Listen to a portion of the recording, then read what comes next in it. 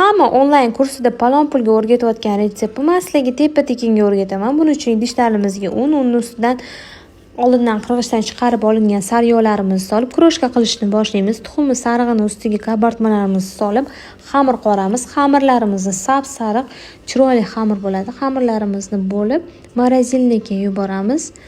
Muzlash kerak. Muzlagan xamirlarimizni listga qirg'ichdan chiqarib olamiz. Shu tarzda yoyib, mikser yordamida tuxum oqlarimizni po'shni qattiq bo'lgungacha ko'pirtiramiz.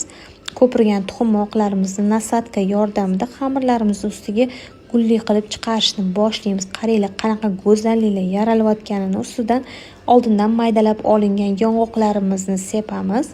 Duxovka pechiga yuboramiz. Buni zakazlarga tayyorlasanglar bormi, klientinglar yana so'raydi. Kremlarini men oqizgushonka sariyog'larda qildim. Ustidan kokosni strushkali sepdim, yanada nejniy bo'lishi uchun. 3 qavat bo'ladi. Bu nejniyimizni qaynini oyijonligiga tayyorlab bersanglar bormi, duvoni tegdi qolib ketasizlar. Tayyorlab ko'rishinglarni tavsiya qilaman. Qaranglar, qanaqa go'zallik yaraldi, mashalloh.